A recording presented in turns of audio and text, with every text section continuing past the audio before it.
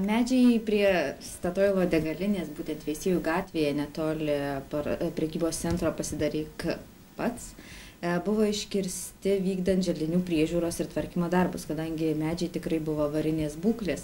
Ir mes jau stebėjome, kaip lūžinėja šakos ir bijome, kad tikrai nesukeltų tam tikrų nepatogumų užkritę ant automobilių ar gyventojų.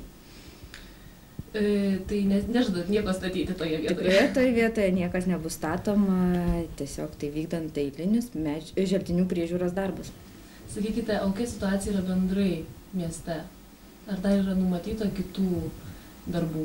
Paprastai visi želdinių priežiūros darbai vykdomi, sakykime, tiesiant gatves, peržiūrima želdinių būklė bei pagal gyventojų prašymus. Želdinių priežiūros darbai paprastai vykdomi žiemos metu, kadangi medžiai dar nėra susprogę ir yra paprasčiau atlikti tuos darbus, kada mažiau šakų, mažiau lapų ir tiesiog pats gyvenimas parodo, kada yra būtina juos pašalinti. Sakykit, gal yra numatytos konkrečios vietos, kur dar žadama iki pavasario nukirsti medžius? Planuojama yra Druskininkų gatvėje bei Ateities gatvėje, vykdant gatvės remonto darbus, pašalinti ten esančius želdinius, kurie trukdo gatvės rekonstrukcijai. O po to, sakykime, situaciją matysim, kaip bus. O sakykit, kada yra vykdomi šie darbai?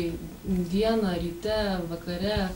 Jeigu tai yra gatvėje, tai paprastai stengiamasi, kada transporto eismas yra mažesnis ir kada yra saugiausia, o paprastai, kada kaip patogu. Ar gyventojai nepajus nepatogumo dėl šito? Tikrai ne.